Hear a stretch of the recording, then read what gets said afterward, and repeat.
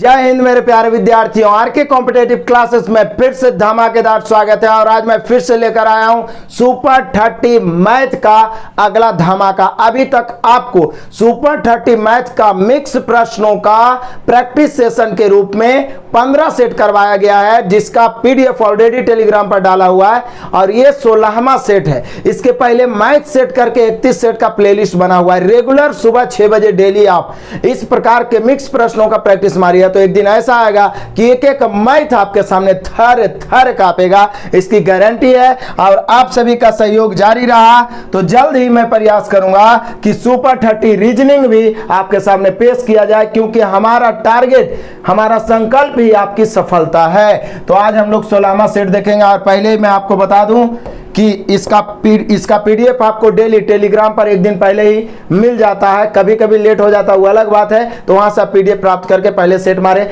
या देख के बाद में सेट मारे और जम के दोस्तों को शेयर करें। और मैं आपको बता दूं, आज का मोटिवेशन जो आपके अंदर एनर्जी भरेगा, आपको पढ़ने पर मजबूर कर देगा। सफलता, ये सुनने में बड़ी छोटी शब्द है, लेकिन समाज में मान सम्मान जो बढ़ाता है, आपके माता पिता के चेहरे पे जो मुस्कान लाता है, उसका कोई मोल नहीं, वो अनमोल है। लेकिन ये सफलता का कोई मंत्र नहीं होता है। भले हम लोग पढ़ते हैं सफलता का सूत्र, सफलता का कोई मंत्र नहीं है। या तो सिर्फ और सिर्फ परिश्रम का फल है। जितना ज्यादा पसीना बहाओगे उतनी बड़ी सफलता हासिल होगी, जितना बड़ा संघर्ष होगा उतनी बड़ी सफलता होगी।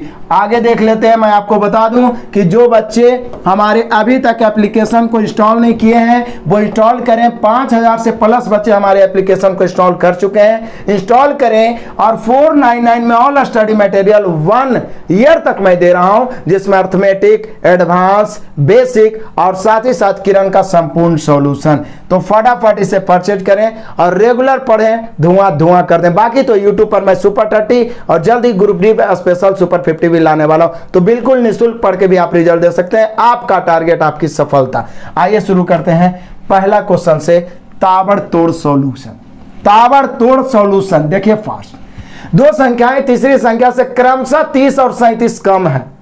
माइंड में कॉन्सेप्ट का कीड़ा दौड़ा। परसेंटेज में मैंने आपको बताया था कि कोई भी राशि अपने आप में 100% होता है। दो संख्याएं तीसरी से जैसी बोला तो तीसरी में से लग गया भैया, तीसरी 100 हो जाएगा, नो डाउट। अब क्रमशः मतलब शुरू से एगो 30 कम एगो 37 कम, तो 30 कम तो 70 और इस 37 कम तो ये कितना हो जाएगा, तो बोले सर 63। ये हो गया तीनों का रेशियो। क्या बोल रहा है, दो संख्याएं तीसरी में से लग गया, तीसरी को माने 100, क्रमशः पहला 30 कम तो 70, 37 कम तो 63। तो बोला बताएं कि दूसरी संख्या पहली से कितने प्रतिशत कम है। दूसरी पहली से जिसमें से लगा उसको नीचे, तो यहाँ 70 नीचे कितना कम है, दूसरी 7 ऊपर, परसेंट निकालना है 100 से। काट देते हैं, 1 शून्य से 1 शून्य, 7 से 7 खत्म, यानी कि दूसरी संख्या पहली से कई परसेंट कम, 10% कम। बस हैबिट बनने दीजिए, तूफान के तरह उड़ाएंगे और तूफान के तरह उड़ा भी रहे। तो यहाँ पर 10% हुआ, ऑप्शन नंबर ए। क्लियर हुआ? आगे बढ़ते हैं, आ जाइए देखते हैं क्वेश्चन नंबर दूसरा को लपेट दो। साधारण बहुभुज का प्रत्येक अंतःकोण 144 डिग्री, उसकी भुजाओं की संख्या। बोले सर क्या बात करते हैं, अंतःकोण 144 है तो निश्चित है इसका बहिष्कोण जो होगा 36 डिग्री होगा, इसमें नो डाउट। बोलिए काहे सर, पॉलीगन का एक स्पेशल मास्टर वीडियो बताए हैं, वो जरूर देखिए प्लेलिस्ट में जाके। और नहीं तो यहां पे भी मैं समझा रहा हूं, किसी भी बहुभुज के अंतःकोण और बहिष्कोण, किसी भी बहुभुज के अंतःकोण और बहिष्कोण के योग हमेशा 180 डिग्री होता है। तो भैया ये है 144, तब अंतःकोण 144 हो तो बहिष्कोण 36 होगा, तबे ना जोड़ के 180 होगा जी। और बहिष्कोणों का योग, कईयों भुजा वाला बहुभुज रहे, बहिष्कोणों का योग हमेशा 360 होता है। जब बहिष्कोण रहे और भुजाओं की संख्या निकालना हो 360 बटा बहिष्कोण, यानी कि यहाँ पर भुजाओं की संख्या हो जाएगा 10। भुजाओं की संख्या कितना हो जाएगा 10। सोचे कितना फास्ट बना सकते हैं हम। Option number A. क्लियर हुआ? आगे बढ़ते हैं, आगे देख लीजिए क्वेश्चन नंबर तीसरा को जरा लपेट देते हैं। कह रहा है फिर से 40 डिग्री के समकक्ष बहिष्कोण वाले समबाहुभुज में भुजाओं की संख्या। तो बोले सर ये तो ऑलरेडी बहिष्कोण दे दिए, अब तो अंतःकोण निकालने की जरूरत नहीं है। भुजा बराबर सीधे हो जाता है 360 बटा बहिष्कोण। आप तो कभी नहीं भुलाइएगा, 0 से 0, 9 चौका 36, यानी हम लोग का आंसर हो गया 9, option number B. No doubt, कहीं पे कोई डाउट होने की जरूरत ही नहीं है। आगे बढ़ जाए फटाफट, ताबड़तोड़ क्वेश्चन नंबर चौथा। क्या कह रहा है? कह रहा है एक वर्गाकार प्लॉट का क्षेत्रफल 1764 मीटर है। एक दूसरे वर्गाकार प्लॉट जो पहले प्लॉट से 4 गुना बड़ा है, कमाल है, का परिमाप क्या होगा? तो बोलिए सर दिक्कत क्या है? एक वर्गाकार प्लॉट का क्षेत्रफल कितना है? तो बोलिए सर क्षेत्रफल दिया हुआ है 1764, क्षेत्रफल 1764 है, तो भुजा कितना होगा? तो बोलिए सर भुजा हो जाएगा 42। क्यों होगा? क्योंकि 42 के स्क्वायर जो होता है वो 1764 और क्षेत्रफल भुजा स्क्वायर होता है, तब भुजा रूट अंडर क्षेत्रफल होगा ना जी। तो 1764 यानी भुजा 42। तो दूसरे वर्गाकार प्लॉट जो पहले से 4 गुना बड़ा है, पहले से कई गुना बड़ा है? 4 गुना बड़ा है, तो इसका परिमाप। तो बोलिए कि सर पहला का भुजा निकालने से क्या फायदा है? हम दूसरे के क्षेत्रफल निकाल लेते हैं, पहला से 4 गुना बड़ा है, तो 1764 से कई गुना बड़ा है? 4 गुना बड़ा। ये दूसरा का क्षेत्रफल निकल गया, इसको रूट कर देंगे तो ये दूसरा का क्या निकल जाएगा? भुजा। तो बोले सर ये हो जाएगा 42, 1764 का 4 का वर्गमूल 2, 42 दूनी 84 हो गया कौची? तो बोले सर 84 हो गया दूसरका का भुजा। निकालना भैया इसका परिमाप, इसका क्या निकाला? परिमाप। परिमाप होता है 4 गुने भुजा, 4 गुना 84, गुना करो 4 चौका 16 के 6, बचा कितना? तो 1 और 8 चौके 32, 1 33, 336 मीटर, ऑप्शन नंबर सी। तब बोलिए कि सर इसका मतलब है कि पहला का भुजा निकालने से क्या फायदा है? पहला का एक वर्ग है जिसका क्षेत्रफल ऑलरेडी कितना दिया हुआ है? 1764, उसका भी भुजा 42 निकालने से कोई फायदा नहीं है, क्योंकि उसका परिमाप निकालना है जो इस प्लॉट से 4 गुना बड़ा है। तो बोले 1764 का 4 गुना कर दिए, ये क्षेत्रफल हो गया, इसका वर्गमूल कर दिए, आ गया 1764 का 42 और 4 का 2, 42 दूनी 84 आ गया, बड़ा वाला वर्ग का क्या? भुजा, और 4 गुना भुजा कर दिए, परिमाप आ गया। टकाटक आंसर, ऑप्शन नंबर हो गया सी। क्लियर हुआ? आगे बढ़ते हैं,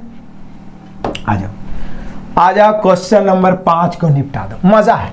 नाव धारा बड़ा दिन पर आया है। कह रहा है एक नाव धारा के अनुकूल दिशा में, मतलब धारा के दिशा में, अनुकूल अनुदिश धारा की दिशा में 3 घंटे में 24 किलोमीटर, लेकिन वापस उसी स्थान पर धारा के विपरीत 12 घंटे पहुंचते। स्थिर पानी में नाव की चाल। कितना आसान से बताए थे। नाव धारा का सुपर 30 भी मैंने दिया है, तो वहां पे भी मैंने आपको बताया। देखिए फिर से मैं बताता हूं। अनुदिश मतलब या अनुकूल मतलब दिशा में, और प्रतिकूल मतलब विपरीत। ठीक है, तो जब जाएगा दिशा में तो स्वाभाविक है, अनपढ़ आदमी बता देगा कि जाएगा दिशा में तो आएगा विपरीत। तो यहाँ पे देखिए 3 घंटे में 24 किलोमीटर, तो दिशा में चाल निकल जाएगा। 3 घंटा में 24 किलोमीटर यानी 24/3। चाल बराबर क्या होता है? दूरी बटा समय। 24/3, 24/3, तो 8 तिहाई कितना हो गया? 24, यानी 8 किलोमीटर प्रति घंटा। उसके बाद देखिए वापस, तो वापस भी तो 24 ना आएगा जी, आएगा तो 24 है, लेकिन कई घंटा में? 12 घंटा में। तो 12 दूनी 24 यानी 2 किलोमीटर प्रति घंटा। तब बोलिए सर दिक्कत क्या है? यहाँ पर दिशा में चाल हो गया 8 और विपरीत चाल हो गया 2। जब नाव और धारा के दिशा में चाल और विपरीत चाल दिया रहे, नाव निकालना है जोड़ के आधा, धारा निकालना है घटा के आधा। यहाँ बोल क्या रहा है? स्थिर पानी में नाव की चाल। था बोले सर नाव निकालना है जोड़ के आधा, जोड़ दो। 8 2 10, 10 के आधा 5, लिखने की जरूरत ही नहीं थी। 5 किलोमीटर प्रति घंटा, ऑप्शन मारेंगे, आगे बढ़ेंगे। क्लियर है? कहीं पर से कोई परेशानी नहीं होनी चाहिए। आगे बढ़ते हैं, नेक्स्ट क्वेश्चन आ जाइए, लपेट देते हैं क्वेश्चन नंबर 6। एक आयत का क्षेत्रफल 12 वर्ग मीटर है, उसकी लंबाई उसकी चौड़ाई से 3 गुना है। कमाल करते हैं। आयत की परिधि क्या है? बोले सर लंबाई चौड़ाई से 3 गुनी है। मतलब आप समझ सकते हैं, जब क्षेत्रफल दे है तो चौड़ाई को x मान लेते हैं, लंबाई को 3x। क्षेत्रफल होता है लंबाई गुने चौड़ाई, जो दिया हुआ है 12। बोले सर 3 से काटेंगे, 3 चौके 12, x गुना 1 x स्क्वायर, x स्क्वायर बराबर 4, तो x बराबर 2, प्लस माइनस 2 नहीं, प्लस 2 ही लेंगे, चूंकि लंबाई हमेशा धनात्मक होता है। अब आराम से हम लोग लंबाई चौड़ाई x की जगह पर 2 रखेंगे, तो ये हो जाएगा 3 दूनी 6 और ये हो जाएगा 2, तो ये हो गया चौड़ाई, आई हो गया लंबाई। वर्ग मीटर में है तो मीटर में हो गया लंबाई चौड़ाई। पूछ क्या रहा है? तो पूछ रहा है परिधि बोलिए या परिमाप। तो बोले सर परिधि या परिमाप होता है आयत का 2 × L + B, तो 2 × L + B मतलब 6 2 8, तो 8 दूनी 16, मीटर में है तो मीटर। चुटकियों में निपटाइए ना, आप लगातार बने रहिए ना, इतना स्पीड आपके अंदर आएगा कि आप सोच नहीं सकते। आगे बढ़ते हैं, नेक्स्ट क्वेश्चन देख लीजिए, क्वेश्चन नंबर 7वां को निपटाते हैं। बड़ा ही मजेदार है, बड़ा ही मजा है। देख लीजिए कह रहा है क्या, यदि एक गोले यानी स्फीयर की त्रिज्या r हो तो बताएं उसका घनफल क्या होगा। घनफल मीन्स आयतन होता है, आयतन। अब आयतन गोला का जो होता है वो होता है भैया 4/3 पाई आर क्यू। इसमें किसी को कोई डाउट नहीं होना चाहिए। 4/3 पाई आर क्यू घन इकाई, यानी हम लोग का आंसर होना चाहिए ऑप्शन नंबर ए। क्लियर हो गया, आगे बढ़ते हैं जी। बड़ा ही सिंपल है, बाकी लेवल बढ़ते जाएगा, टेंशन मत लीजिए। क्वेश्चन नंबर 8 है, एक कोण जो 90 डिग्री से अधिक परंतु 180 डिग्री से कम हो। तो बोले सर आप जानते हैं कि 90 डिग्री है, यदि 90 डिग्री से कम हो गया तो ये होता है भैया न्यून कोण, न्यून कोण, न्यून कोण। यदि आपका 90 डिग्री हो गया, 90 डिग्री होता है क्या, समकोण। 90 डिग्री होता है समकोण। और 90 से अधिक हो गया, क्या हो गया, अधिक। तथा 180 से कम, 90 से अधिक 180 से कम, तब वो होता है अधिक कोण, अधिक कोण। 90 से अधिक 180 से कम तो अधिक कोण। 180 है तो ये होता है सरल कोण, सरल कोण या रिजु कोण। ठीक है, इतना ध्यान रखना, याद रहेगा। फिर से मैं आपको बता दूं कि यदि 90 से कम है, 0 to 90 मतलब 90 से कम है तो न्यून कोण, 90 समकोण, 90 से अधिक और 180 से कम अधिक कोण, 180 सरल कोण। तो यहां पर हो जाएगा अधिक कोण, obtuse angle, option number B. Clear, याद रहेगा। आगे बढ़ते हैं, आ जाओ क्वेश्चन नंबर 9 को निपटा। एक मेज 950 रुपया में खरीद कर 1140 रुपया में बेच दिया गया, बताएं इसमें कितने प्रतिशत लाभ हुआ। बोले सर कमाल करते हैं, लाभ जो होता है क्रयमूल्य विक्रयमूल्य का अंतर होता है। 1140 में 950 को घटाते हैं, जिस 0 में 0 घटा 0, ये 14 में से 5 घटेगा 9, ये बच गया 10, 10 में से 9 घटेगा 190 का लाभ हुआ। और लाभ प्रतिशत बराबर होता है लाभ बटा क्रयमूल्य 950 और गुना 100।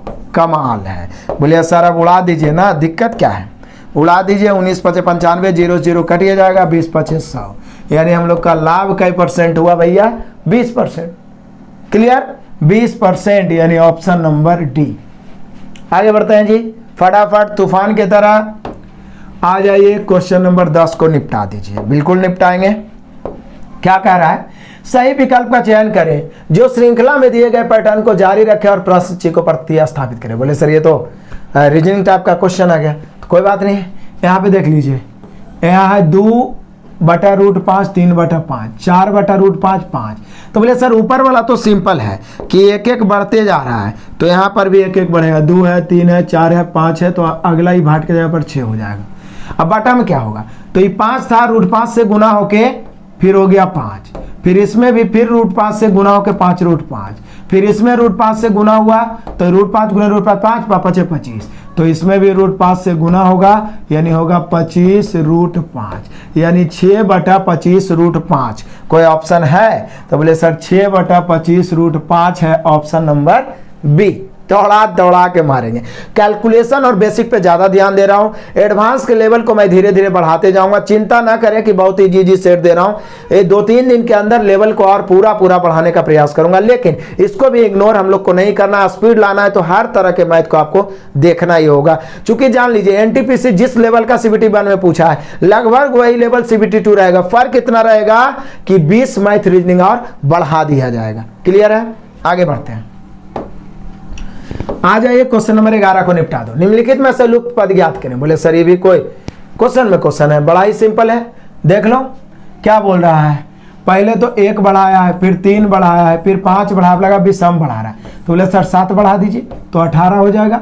अब 18 9 27 होबे करता है, यानी हम लोग का वाट के जगह पे 18, एकदम लॉलीपॉप, आपका बाल बच्चा भी बनाएगा। ठीक है ना, मजेदारी, सिंपल है। आ जाइए क्वेश्चन नंबर 12। 10% वार्षिक साधारण ब्याज की दर से कोई धन कितने वर्षों में दुगना हो जाएगा। बोलिए सर ये तो चुटकियों में निपटा देंगे। कोई भी धन दुगना के मतलब क्या होता है, मूलधन 1 और मिश्रधन 2, मतलब कितना बढ़ा, 1 गुना बढ़ा, मतलब कई परसेंट बढ़ा, 100%। एकदम माइंड में फिट कर लीजिए, कोई भी धन दुगना हो रहा है मतलब उसमें 100% की वृद्धि हो रही है। दुगना मतलब 100% की वृद्धि। मैं यहाँ पे लिख देता हूँ, आप माइंड में सेट कर लीजिए। दुगना कोई धन हो रहा है मतलब कई परसेंट बढ़ रहा है, 100% वृद्धि। अब सोचिए साधारण ब्याज में तो प्रत्येक वर्ष बराबर है ना बढ़ता है जी, साधारण ब्याज में प्रत्येक वर्ष बराबर बढ़ता है, तो बोला 10% वार्षिक दर से कितने वर्षों में, तो बोले सर दुगना मतलब 100% की वृद्धि, तो 10% वार्षिक मतलब एक वर्ष में 10%, तो 2 वर्ष में 20%, 3 वर्ष में 30%, तो 100% बढ़ने के लिए तो 10 वर्ष 10% वार्षिक दर से दुगना होना मतलब 100% की वृद्धि, तो 10% वार्षिक है तो 100% बढ़ने के लिए 10 वर्ष चाहिए, तब ना 10 दहेंगे 100, यानी हम लोग का आंसर हो गया 10, ऑप्शन नंबर डी। क्लियर है, टका टक है, कोई परेशानी है तो मेथड को बदलूंगा, कॉन्सेप्ट पे भी बताऊंगा। क्लियर है, आगे बढ़ते हैं। आ जाओ क्वेश्चन नंबर 13, संख्याक 85, 74, 23 में विषम अंकों और सम अंकों के जोड़ में कितना अंतर है। बोले सर कमाल करते हैं, विषम अंक और सम अंक, तो विषम वाला देख लेते हैं, 5, 7, 12 और 12, 3, तो बोले सर 12, 3 हो गया 15। यहाँ देख लीजिए 8, 4, 12, 12, 2 कितना हो गया 14, ये दोनों में अंतर कितना का है तो 1 का, यानी हम लोग का आंसर हो गया ऑप्शन नंबर बी। ये तो एकदम लॉलीपॉप बच्चा वाला क्वेश्चन। क्लियर है, आगे बढ़ते हैं। आ जाइए क्वेश्चन नंबर 14 को लपेट देते हैं। बड़ा ही सिंपल क्वेश्चन है लेकिन बच्चे कंफ्यूज होते हैं। कह रहा है घड़ी में घंटे की सुई 12 घंटे में कितना कोण घूमती है, तो बोले सर 12 घंटा में तो एक राउंड मार ही लेता है, 1 से पुनः 12 से पुनः 12 पर ही आ जाता है, तभी ना 12 घंटा, तो 12 घंटा में पूरा एक चक्कर मारना मतलब 360 डिग्री। अब ऐसे नहीं तो बेसिकली समझिए, बेसिकली मैं आपको समझाता हूं कि जैसे घड़ी है, घड़ी में घंटा वाला सुई जैसे यहाँ 12 है, 1 है, 2 है, यदि यहाँ पर से यहाँ पर गया मतलब 1 घंटा। अब 1 घंटा में जो कोण बनता है एक दूसरे संख्या के बीच का जो कोण होता है वो होता है 30 डिग्री। कितना होता है 30 डिग्री, तो 1 घंटा में 30 डिग्री बनाएगा घंटा वाला, तो 12 घंटा में 12 3 36 यानी 360 डिग्री, 360 डिग्री। इसी को तो कहते हैं कमाल हो गया जी, कमाल हो गया, 360 degree option number A. Clear है, आगे बढ़ते हैं। आ जाइए क्वेश्चन नंबर 15 निपटाते हैं। VVI कतई जहर 90% बच्चे फंसेंगे, लेकिन हम आपको फंसने देंगे नहीं। बड़ा ही मजेदार क्वेश्चन है। 2 वस्तुओं में से प्रत्येक को 5104 रुपये में के मूल्य पर बेचा गया, मतलब यहाँ पे दोनों का विक्रय मूल्य समान है, ठीक है। उनमें से एक वस्तु पर विक्रेता को 16% लाभ और दूसरी पर 12% हानि, यही जहर घोल दिया। यदि 16% लाभ और 16% ही हानि होता, विक्रय मूल्य समान रहे, जितना लाभ उतने हानि, तो हमेशा x²/100% की हानि होती है, यानी 16²/100 की हानि होती। लेकिन कमाल की बात यह तो है कि पहला पर 16% लाभ, दूसरा पर 12% की हानि हो गई, तो कुल मिलाकर कितने प्रतिशत लाभ हानि। क्वेश्चन दमदार है, दम है इस क्वेश्चन में। पहले हम लोग को दोनों का पूरे का क्रय मूल्य निकालना होगा। विक्रय मूल्य तो निश्चित है कि पहला का है 5104, दूसरा का भी 5104, तो टोटल विक्रय मूल्य कितना हो जाएगा, तो बोलिए सर टोटल विक्रय मूल्य हम लोग का हो जाएगा 448 0 1 1 2 और 5 5 10, यानी 10,208। अब हम लोग को निकालना होगा भैया टोटल क्रय मूल्य।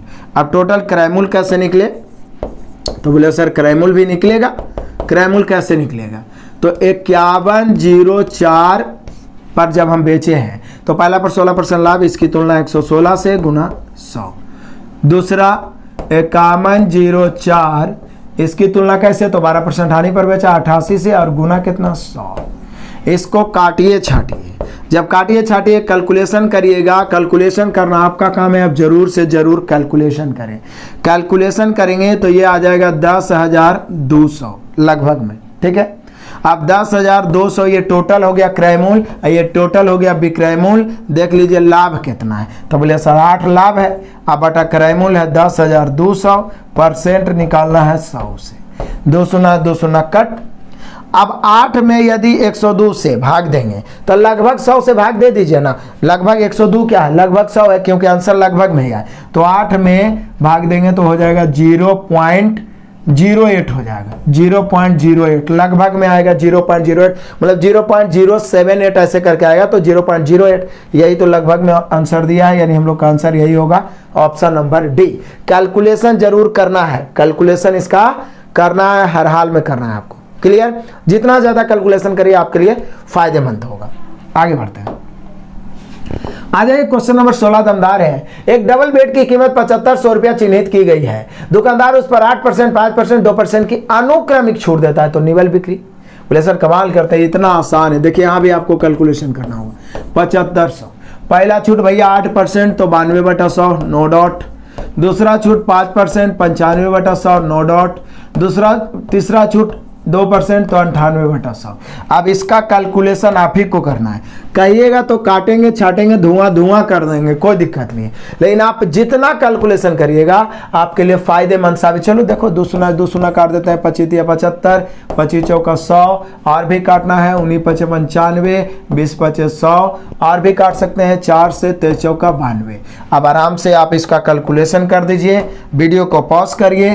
3 गुना 23 हो गया, और भी ये कर सकता है 2 से 23 हो गया गुना 19, और इसको 10 दूनी 20 और इसको 49 दूनी 98। यानी हम कह सकते हैं 3 गुना 23 गुना 19 गुना 49 और बटा में कितना 10, बटा में कितना 10। इसका आंसर आपको जरूर से जरूर कमेंट करना है। अब इसमें बहुत सारे बच्चे क्या करेंगे, चलो मैं ही बताता हूं। गुना करने के चक्कर में नहीं, हो सकता है कि आपका इकाई अंक से ही आंसर आ जाए। बोले कैसे सर? तो 10 से भाग देना, मतलब एक अंक के बाद दशमलव तो कंफर्म है, तो सिर्फ इकाई अंक से ही काम चला लें, तो चला लीजिए। देखिए 3 3 9, 9 9 81 के 1 9 9, अंतिम में 9 आया, एक अंक के बाद दशमलव होबे करेगा।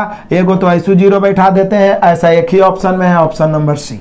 बाकी को आप गुना कर सकते हैं। यही है टेक्निकल आंसर मारने का टेक्निक। क्लियर है? यहाँ पे हम लोग का आंसर हो जाएगा ऑप्शन नंबर सी। बाकी आप भी कैलकुलेशन कर लेना है। आगे बढ़ते हैं, आ जाओ क्वेश्चन नंबर 17 को लपेट दो। इकाई अंक निकालना बहुत ही आसान है। इकाई अंक का स्पेशल एक मास्टर वीडियो बताया, और यहां पर भी कॉन्सेप्ट बताता हूं। यदि किसी संख्या के अंत में 0 1 5 या 6 रहे, 0 1 5 या 6 रहे तो इकाई अंक नहीं बदलता है। और सम संख्या रहे, पावर 4 से कट जाए तो इकाई अंक 6, विषम संख्या में पावर 4 से कट जाए तो इकाई अंक 1। लेकिन पावर 4 से ना कटे तो 4 से भाग देंगे, जो शेष बचेगा इकाई अंक पर पावर हो जाएगा। ठीक है, तो बच क्या सकता है शेष? 4 से भाग देंगे तो 1 2 या 3। तो बोले सर यहाँ 4 से भाग देंगे 1 बचेगा, तो 3 पर पावर 1 3 हो गया, गुना है तो गुना। यहाँ 4 से भाग देंगे 59 है तो 56 कट जाएगा तो 3 बचेगा। ऐसे भी 6 है तो 6 में रहेगा। ठीक है ना, 0 1 5 6 में नहीं बदलता है। यहाँ 71 है, यदि हम 4 से भाग देंगे 17 चौका 68, 3 बचेगा। 7 पर पावर 3 343 के 3। अब गुना है तो गुना करेंगे, जोड़ रहता तो जोड़। 6 3 18 के 8 8 3 24 के 4। फाइनली अंतिम में बचा कितना? 4। Option number C. क्लियर है ना? ज्यादा फास्ट चल रहे हो तो बोलिएगा, स्पीड और बढ़ेगा। ठीक है ना? मैं प्रयास करूंगा कि कॉन्सेप्चुअल, चूंकि सुपर 50 जब आएगा स्पेशल ग्रुप डी के लिए तो कॉन्सेप्चुअल मैं बताऊंगा, और बहुत सारा प्लेलिस्ट है जहां से कॉन्सेप्चुअल बच्चे पढ़ के, मास्टर वीडियो देख के, 10 का दम देख के बहुत सुधार किया और अच्छा खासा प्रदर्शन किए हैं NTPC CBT 1 में, जैसा कि कमेंट पढ़ने से हमें पता चलता है। आगे बढ़ते हैं, आ जाए क्वेश्चन नंबर 18। बोले सर कैलकुलेशन है, कैलकुलेशन पर तो ध्यान देना पड़ेगा बाबू। हम सभी जानते हैं कि पहले भाग का काम होगा, तो 5/6 गुना 2/9 तो हम रह देते हैं।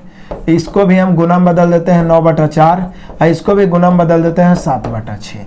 कैलकुलेशन करो, काटो छाटो, जो कट रहा है उसको उड़ा दो, और आंसर आपको कमेंट करना है। ये सब छोड़ेंगे, यदि आप कहिए तो हम कैलकुलेट कर देंगे, नो डाउट, लेकिन आपके लिए छोड़ेंगे। आप जितना ज्यादा काटोगे छाटोगे, मैथ आपसे डरेगा, मैथ आपके सामने थर थर कांपेगा। यह तभी संभव है जब इसको डरा के रखो। काटो छाटो, आंसर कमेंट करना। आगे बढ़ते हैं, क्वेश्चन नंबर 19, फिर से कैलकुलेशन। लेकिन फायदे यह है कि ये a + b के होल स्क्वायर और ऊपर a - b के होल स्क्वायर। बोले सर इसको तो देखते ही आंसर मार देंगे। मेरा 2.5 घंटे का एक स्पेशल मैराथन क्लास है सिंप्लीफिकेशन का, जिसमें मैंने ये सभी फॉर्मूला पर आधारित प्रश्नों का सॉल्यूशन दिया है। और अब जो भी चैप्टर वाइज सुपर 50 के रूप में आऊंगा वो थ्योरी के साथ ही लाऊंगा मैं।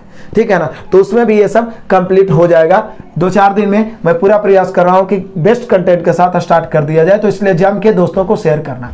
बोलिए सर ये तो सिंपल है, हम सभी जानते हैं कि a + b के whole square plus a - b के होल स्क्वायर कहीं पे रहता है, तो इसका मान होता है 2 × a² + b²। आप जानते हैं, यदि नहीं जानते हैं तो जान लीजिए और नोट्स भी करते चलें। ठीक है, और यहीं पे यदि a + b के होल स्क्वायर और -a - b के होल स्क्वायर हो तो भैया ये होता है 4ab। बोलिए काहे ऐसा होता है सर? रट ले, ये सब तो आपके माइंड में है जी, बचपन से हम लोग पढ़ते आ रहे हैं। a + b के होल स्क्वायर बराबर a² + b² + 2ab। यहाँ भी a² b² - 2ab, 2ab कटेगा, 2 a² 2 b²। इसलिए जब a + b और a - b के होल स्क्वायर बीच में प्लस हो तो 2 × a² + b², और बीच में माइनस हो तो 4ab। 4ab। तो बोलिए सर a प्लस इसको a है इसको b माना जाए तो a प्लस बी का होल स्क्वायर m b का होल स्क्वायर, तो ऊपर 4ab बचेगा।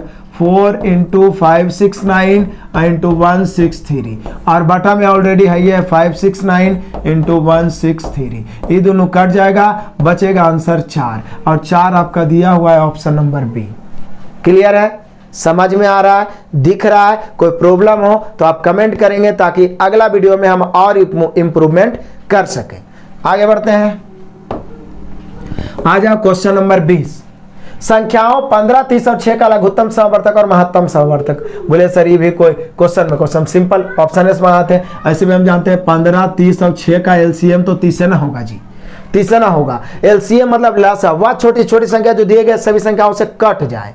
तो देखिए तो 30 एलसीएम शॉर्ट में निकालने का सबसे बड़ा तरीका होता है कि बड़ा वाला को पकड़ गया और देखिए कि सबसे कट रहा है कि नहीं, कट रहा है तो वही एलसीएम हो गया, नहीं तो उसी को दुगना तिगुना करके चेक कर लेंगे। ठीक है, तो एलसीएम तो 30 हो गया।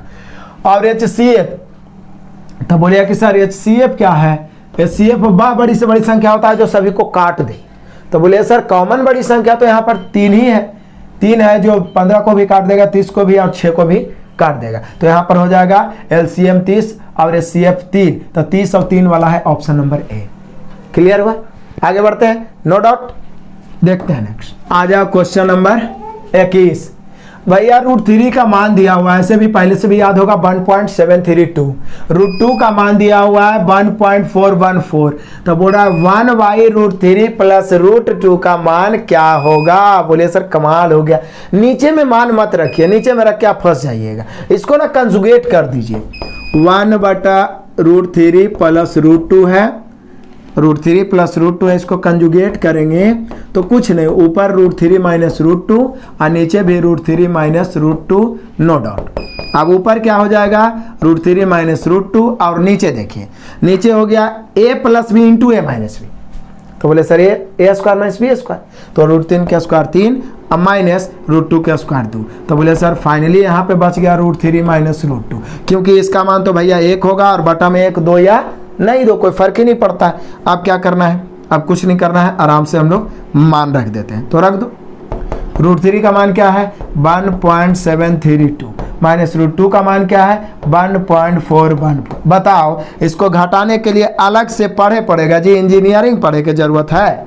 घटा दो, 12 में से 4 घटेगा 8, ये बच गया 2, तो 2 में से 1 घटेगा 1, अब ये बच गया भैया कितना? 7, 7 में से 4 घटेगा कितना? 3, और 1 में से 1 घटेगा 0, यानी 0.318 या 0.318, तो 0.318 है ऑप्शन नंबर सी। क्लियर? होशियारी से काम लेना है, एक एक मैथ को दौड़ाएंगे जी, हर लेवल को। आप लोग बहुत सारे बच्चे कमेंट करते हैं कि सर ग्रुप डी वाला छाट के, वो मैं पूरा प्रयास कर रहा हूँ कि उसे छाट के इकट्ठा करके रगेद के मारेंगे, टेंशन मत लीजिए, ठीक है ना। जब यूथ वाला पूरा खत्म कर दिए हैं तो फिर इसमें डाल के जो जटिल जटिल क्वेश्चन है उसको भी तो दौड़ाइए ना करेंगे। क्वेश्चन नंबर 22 आई, बोले सर ये क्वेश्चन में क्वेश्चन है तो ऐसे निपटा देंगे। देखिए क्या करें, पहले ना इसको हम लोग क्या करेंगे, इसको हम लोग सरल भिन्न में बदल देते हैं। 125 चौके होता है 500 और ऊपर 12, 512 और बटा 125।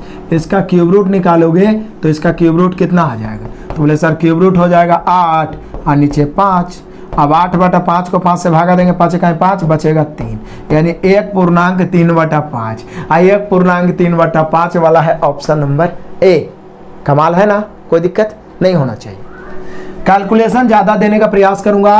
कैलकुलेशन जब सुपर 50 हम लोग स्टार्ट करेंगे, स्पेशल जल्दी करने वाले हैं ग्रुप डी के लिए। रात में 8 बजे तक का वीडियो देने का ही अभी प्रयास करेंगे, फिर धीरे धीरे करके व्यवस्था हो जाएगी तो वो लाइव भी आ जाएंगे। तो उसमें चाहे हमें 2, 4, 5, 10 क्लास देना पड़े कैलकुलेशन के, लेकिन कैलकुलेशन को दौड़ा दौड़ा के मारेंगे, कम से कम 500 प्रश्न कैलकुलेशन बनाएंगे, चाहे वो सिंप्लीफिकेशन हो चाहे नंबर सिस्टम हो। बस आप दनादन शेयर करते रहिए, अधिक से अधिक बच्चे जुड़ेंगे, हमारे अंदर एनर्जी आएगी, जो नहीं करने का रहेगा वो भी कर गुजरेंगे। इतना क्षमता होता है मोटिवेशन में।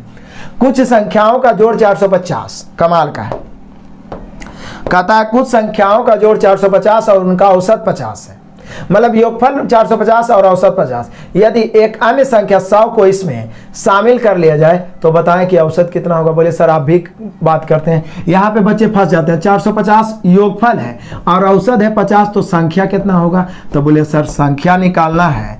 हम सभी जानते हैं औसत बराबर योगफल बटा संख्या, तो संख्या बराबर योगफल बटा औसत नहीं होगा। जोड़ है 450, जोड़ कितना है 450 और औसत कितना है 50, यानी 9 × 5 = 45, संख्या 9 हो गया। अब 9 संख्या के औसत 50 है, एक अन्य संख्या शामिल कर लिया जाए। तो बोलिए सर अन्य संख्या शामिल कर लिया जाए तो बोल रहा है कि नया वाला जो औसत है वो क्या होगा। बोले सर दिमाग मोटा लगा दीजिए, औसत बराबर योगफल बटा संख्या होता है। 450 पहले से 100 और जुटा तो 550 हो गया, लेकिन बटा संख्या 9 को हम लोग पता लगा लिए कि 9 संख्या होगा। चूंकि 450 योग है और औसत है 50, संख्या बराबर योग बटा औसत 9 आया, एक और शामिल हुआ तो 10 गुना हो गया जी। तो 10 से भागा दे देंगे, यानी हम लोग का आंसर हो गया 55। 55 ऑप्शन नंबर बी। क्लियर हुआ? दे दनादन सही चल रहे हैं। और कहिए तो और स्पीड बढ़ाएंगे। आ जाइए क्वेश्चन नंबर 24 को निपटा दो। खाना खाने के लिए 6 आदमी, ये वाला क्वेश्चन बार बार आ रहा है। 6 आदमी एक होटल में गए, उनमें से 5 ने अपने अपने भोजन पर 32 रुपया खर्च किया। तो बोलिए देखिए बेसिकली बताते हैं, 5 ने 32 रुपया खर्च किया, मतलब 160 रुपया खर्चा हो गया। जबकि छठे ने सभी 6 के औसत से 80 रुपया अधिक किया। छठे ने सभी 6 के औसत से कितना रुपया 80 रुपया अधिक। तो बोलिए सर इसको कैसे निकालें। तो 80 गुने, एकदम शॉर्ट में निकाल रहे हैं पहले, 80 गुना 6, 8 6 का 48, अधिक मतलब जुटेगा यहाँ 480। अब इसको जोड़ेंगे तो 4 1 5 1 640 होगा। 640 में कैसे भाग देना है, कैसे। तब 5 को पहले था 5 से भाग दीजिए तो ये छठा निकलेगा। इसको हम शॉर्ट ट्रिक, हाउ ट्रिक भी आपको कई बार बता चुके हैं। एवरेज वाला हमारे असाइनमेंट में भी है, जिसमें मैं बेसिकली लॉन्ग मेथड से भी बताया हूं और शॉर्ट मेथड से भी। क्या कि कभी भी 5 व्यक्ति का औसत दिया रहे और छठा दिया रहे, या 8 व्यक्ति का औसत दिया रहे और 9वां दिया रहे, तो यहाँ छठा जो है 6 के औसत से 80 अधिक है। तो पहले तो 5 का 32 खर्च करेगा, 32 5 160, और छठा 80 रुपया अधिक, तो 80 अधिक बोला तो 6 से 80 को गुना करेंगे 480, और इसमें जोड़ेंगे, अधिक मतलब जोड़ेंगे, कम बोलता तो घटा दे। 160 में 480 जोड़े 640, अब बटा 5 करेंगे तो छठा निकलेगा। क्या निकलेगा छठा। 5 से इसको काटो, 5 से इसको काटेंगे तो आ जाएगा 128। कितना आ जाएगा 128। तो सिर्फ छठा तो 128, लेकिन पूछ रहा है भैया टोटल। तो बोले सर टोटल निकालना कौन बड़ी बात है, 5 को मिलके 160 और छठा 128, इसको जोड़ देते हैं 100 100 200 60 8 88, यानी हम लोग का आंसर हो गया 288। ऐसा क्वेश्चन हर सेट में मिलेगा। सेट मारने का तो यही फायदा है कि जब 1 2 3 महीना आप लगातार सेट मारते हैं तो जटिल से जटिल प्रश्न आपका गुलाम होगा। आपको लगेगा कि ये हमारी नजरों से गुजरा हुआ है, बेटा जाना पहचाना है, इसको दौड़ा दौड़ा के मारेंगे। ठीक है ना। तो यहाँ पे हम लोग का आंसर हो गया कितना 288। टोटल निकालना है, केवल छठा पूछता तो 128। आगे बढ़े जी, दोहरा लेना है सब क्वेश्चन। क्वेश्चन नंबर 25 को लपेट दो धर के। कह रहा है क्या कि 4 के स्क्वायर 9 के स्क्वायर के अंश और हर में, मतलब न्यूमिनेटर और डिनोमिनेटर दोनों में कौन सी संख्या जोड़ी जाए कि भिन्न 4/9 है। तो बोलिए सर इसका मतलब हो गया 16/81।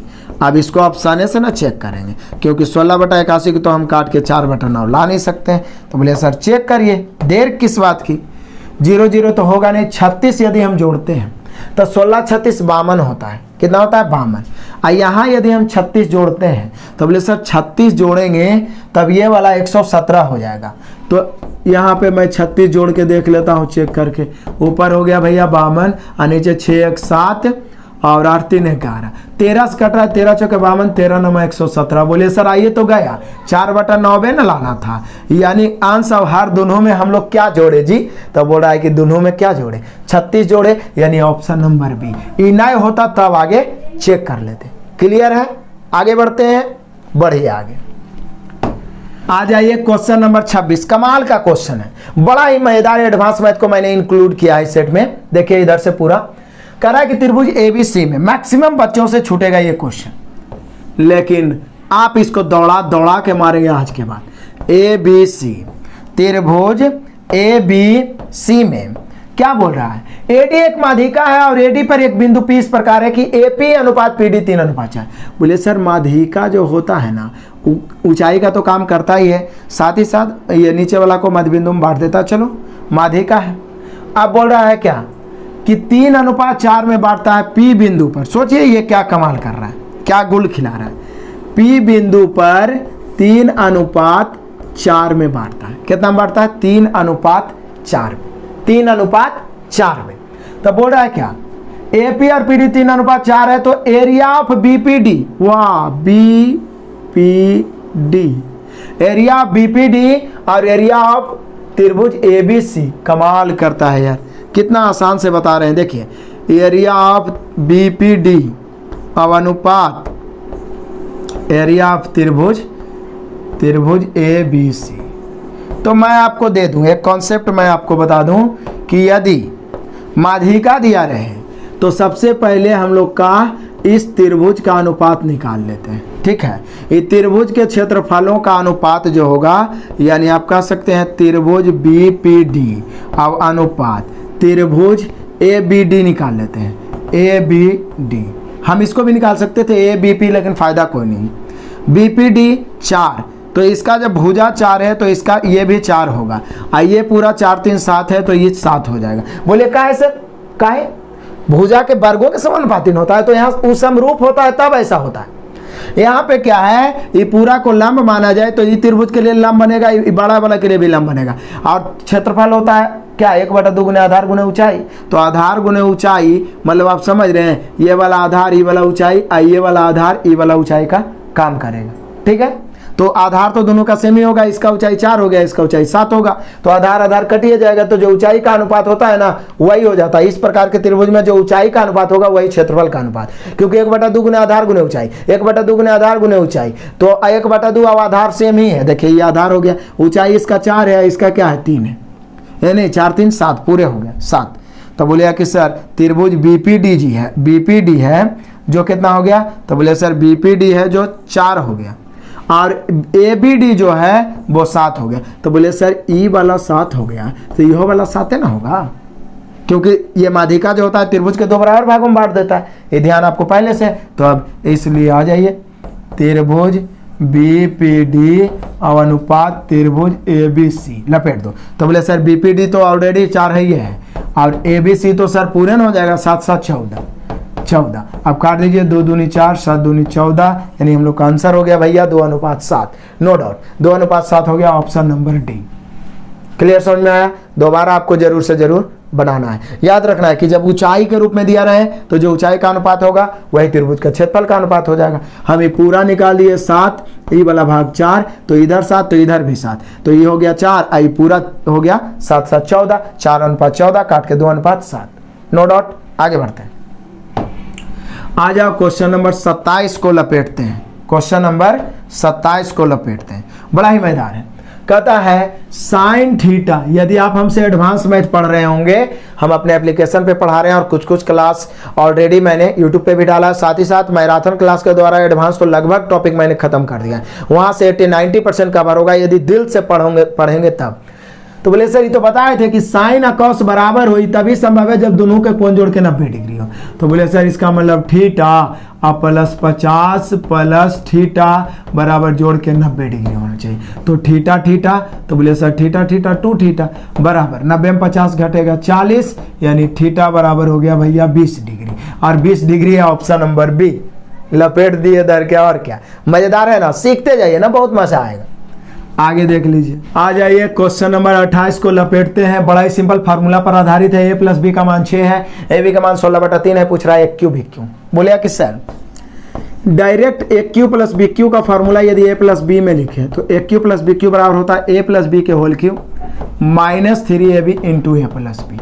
अब कोई दिक्कत है जी, मान रख दीजिए, फार्मूला याद रखना है, AQ + BQ। बाकी अलजेब्रा में तो रटा ही देंगे, लेकिन ऐसे भी आपको बचपन से याद होगा, बराबर a + b के whole cube -3ab × a + b। एक फार्मूला और होता है, लेकिन इसी का यूज किया क्यों किया, क्योंकि a + b दिया हुआ है, a भी दिया हुआ है, तो हो जाएगा यहाँ पर 6 के क्यूब -3ab, ab मतलब 16/3 × a + b, a + b 6, clear, 3 से 3 कट गया। 16 का क्यूब होगा भैया 6 के क्यूब होगा 216 अब माइनस 16 6 के 96 कितना होगा 96। घटा दो 6 में से 6 घट गया 0, 21 में से 9 घटाओ तो बोले सर 21 में से 9 घटाएंगे 12, यानी हम लोग का आंसर हो गया कितना 120।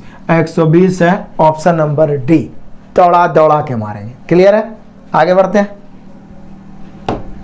आ जाओ क्वेश्चन नंबर 29 लास्ट करने वाले हैं। कॉट स्क्वायर 62 डिग्री, डर गए कि इसका मान हमको नहीं याद है लेकिन निपटाएंगे। ऐसा तो पूरा 90 माइनस थीटा पर आधारित बता ही दिए है। 90 डिग्री माइनस थीटा में कि साइन बदलता है कॉस में, कॉस बदलता है साइन में, टाइन बदलता है कॉट में, कॉट बदलता है टाइन में। तो कॉट स्क्वायर 62 डिग्री, यहाँ सेक 28 है तो बोले सर सेक 28 को हम लिख सकते हैं कौसेक स्क्वायर 62 डिग्री, कौसेक स्क्वायर 62 डिग्री। ठीक है, स्पेशल ऐसा सीरीज वाला भी पढ़ाए आपको।